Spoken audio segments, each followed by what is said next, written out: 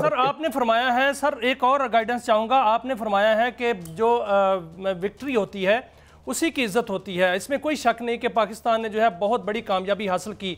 अब social media की खबरें हैं और दीगर मीडियाज़ की जो है खबरें हैं कि अमेरिका पाकिस्तान को असला देना चाहता है, चाइना अपना असला देना चाहता है। क्या अमेरिका पाकिस्तान को असला देना चाह रहा है और हम वो असला लेंगे? देखिए, दूसरा एक जन मैंने अर्ज किया कि पावर टॉक्स टू पावर, और दूसरा मेरा मानना ये है ये जंग जैसे मैंने कहा ना कि विक्ट्री हैज वैल्यू, इसलिए मैं ये भी कहना चाहूंगा कि पावर टॉक्स टू पावर। अब जब आप ताकतवर होते हैं तो दुनिया की दूसरी ताकतवर आपसे कनेक्ट करना चाहते हैं, और खास तौर पर अगर आपकी परफॉर्मेंस अल्हम्दुलिल्लाह इतनी एग्जाम्पलरी हो जो पाक फिजाइया के खास तौर पर रही है, और मैं पाक फिजाइया की तरफ से मैं कंफर्म कर सकता हूँ कि पाक फिजाइया एक्सटेंसिवली एंगेज्ड है मुख्तलिफ मुल्कों के साथ, including America, China and even UK, उनके साथ एंगेज है। हम किसी मुल्क के एक पर्टिकुलर सेगमेंट पर तो फोकस नहीं करेंगे, हम तो वो हर वो चीज हासिल करेंगे जो हमारे मुल्क के दिफा को मजबूत करे, खासतौर पर फिजाई जो हमारी सॉवरेनिटी है, पाक फिजाइया उसकी निगहबान है। अल्हम्दुलिल्लाह कामयाब भी हुई, और वो कोशिश में है कि जो बेस्ट वेपन सूटेबल हैं, जो हमारी रिक्वायरमेंट है, और अगर कोई हमारे गैप हैं जो हमें टेक्नोलॉजिकली एडवांसमेंट करके पूर्ण करने हैं। चिश्ती साहब, आप तो ये कह रहे हैं कि naturally we are in contact with. एक और बात है जो बड़ी खौफनाक है, वो ये कि एक तरफ तो हम देखते हैं कि हमने उनका बुरकस निकाला, और इंटरनली मोदी साहब का इंटरनली उसको राहुल गांधी जिस तरह पड़ गया, और जो प्लेथरा ऑफ एविडेंस वो निकाल के लाया है ऑफ देयर इलेक्शन रिगिंग। आप जिस तरह अभी जनरल साहब कह रहे थे, जनरल गुलाम मुस्तफ़ा के, no he is like a corner cat, कि वो अब इसके लिए और डेस्परेट होगा to restore his whatever उसकी एक रेपुटेशन थी बहरहाल एक उस वक्त। तो क्या ये और अब ख़तरनाक हो जाएगा एंड ही कुड रिजॉर्ट, और अगर होता है तो क्या उसकी आर्म फोर्सेस कंप्लायंस करेंगी? वैसे तो कॉन्स्टिट्यूशनली करना चाहिए, मगर क्या देख रहे हैं आप आने वाले दिनों में?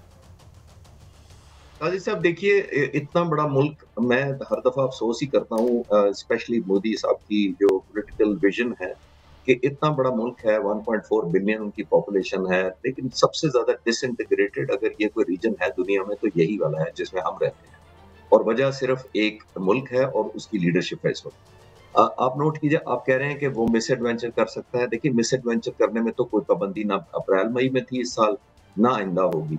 मिस एडवेंचर कर लेना कोई वही मैं उसको काउंट नहीं करता बहादुरी। बहादुरी ये है कि आप उसको जीत कर दिखाएं, फिर आपके जो मिलिट्री ऑब्जेक्टिव होते हैं उनको अचीव करके दिखाएं। अगर आप हमलावर होंगे, हिंदुस्तान की फौज होती है, एक तो वो जैसे मैंने कहा कि अगर पॉलिटिकली मोटिवेटेड ऑब्जेक्टिव होगा तो उनकी वॉर जस्टिफाइड नहीं होती, और जब वॉर जस्टिफाइड नहीं होती परफॉर्मेंस भी नहीं जस्टिफाइड होती, एक बात। दूसरी बात ये है कि जब आप मिस एडवेंचर कर लेते हैं तो आपने टेक होम लोगों को दिखाना होता है, अपनी मुसल्लह अफवाज को भी दिखाना होता है कि हमने देखिए बदला लिया, हमने सबक सिखा दिया। जब आप शर्मिंदगी का बायस बने अपने लोगों के लिए, अपनी अफवाज के लिए, जो पॉलिटिकल फैसला करने वाले लोग हैं, तो जाहिर है कि एतमाद ना सिर्फ लोगों का आपका खत्म होता है। कैपेबिलिटी वाइज हिंदुस्तान ने इस वक्त कोई ऐसी डेवलपमेंट नहीं की जिससे मैं कहूँ कि अब वो अचीव कर सकते हैं मिलिट्री ऑब्जेक्टिव जो वो पहले नहीं कर सके थे, और अब बड़े चांसेस हैं ब्राइट। कोई ऐसी बात नहीं है। शर्मिंदा होने के लिए, मैरिज करने के लिए, मिस एडवेंचर करने के लिए तो किसी वक्त कोई भी लेकिन चिश्ती साहब, जो इंडियन मीडिया है वो चीख रहा है कि जो चीन है उसने 6th जनरेशन त्यारा जो है, स्टेल्थ टेक्नोलॉजी त्यारा जो है वो तैयार कर लिया है। 5th तो उनके पास पहले ही था, और ये भी वो कह रहे हैं कि पाकिस्तान ने भी एक स्टेल्थ टेक्नोलॉजी से लेस एक ऐसा मिसाइल जो है वो तैयार किया है जिसकी रेंज 700 किलोमीटर है, और वो एयर टू एयर निशाना बना सकता है। कैसा मुमकिन है सर? मियां साहब देखिए, इस वक्त हिंदुस्तान की जो ऑब्लिगेशन है या सबसे बड़ी मजबूरी ये बनी हुई है कि वो लोगों को क्या कहें कि हमें क्यों मार पड़ी।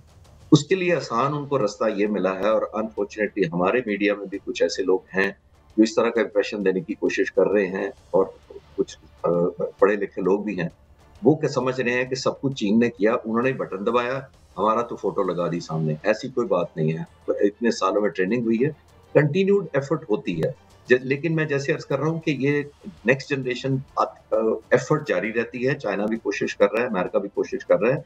हमारा अभी इस एरिया में 6th जनरेशन तो बिल्कुल विजुअलाइजेशन है, सिर्फ अभी मटीरियलिस्टिक होना, उसका अवेलेबल होना, जहाज का एक्सपोर्ट वर्जन या एक्सपोर्ट के काबिल होना, ये बहुत अभी दूर की बात है।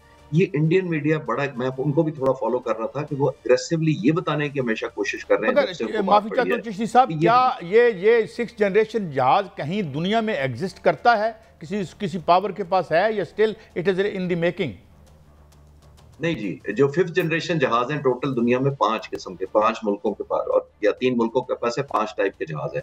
F-22 रैप्टर है, F-35 अमेरिका के पास है, Su-57 जो है वो रशिया बनाता है, J-20 और J-35 चाइना बनाता है। ये टोटल 3 मुल्क हैं जो कंफर्म्ड 5th जनरेशन है। मैं 5th जनरेशन की बात कर रहा हूँ, जिनके पास ये 5 टाइप के जहाज हैं, जो दुनिया में मुख्तलिफ ऑपरेट कर रहे हैं।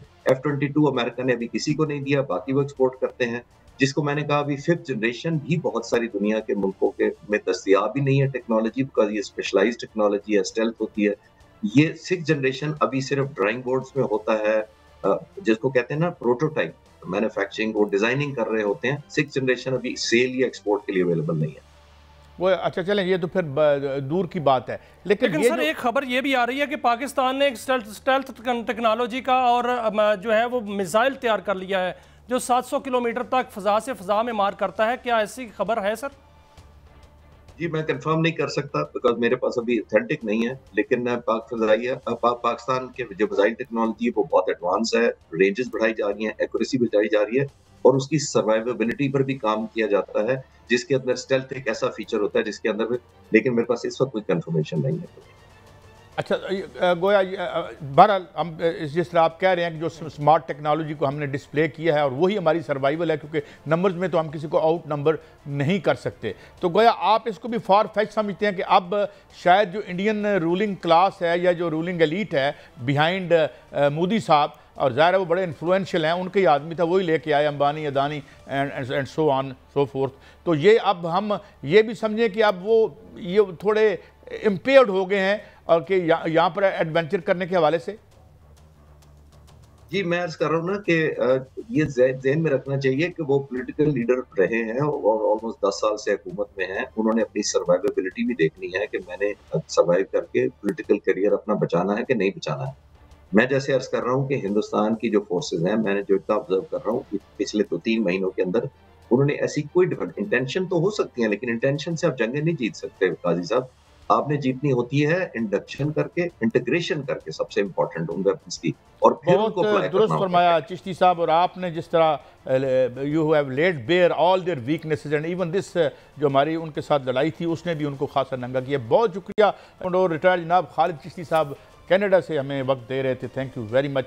हम यही कह सकते हैं कि जो अभी जो मेरा ख्याल टेक अवे है इस इशू का, बाहर से तो हमने हमला किया, अंदर से राहुल गांधी ने भी उस पर हमला करके रही सही कसर उसने भी निकाल दिया हो। ही मैनेज टू पावर तक पहुँचने कि जो कुछ उसने हरकत की हैं मोदी ने।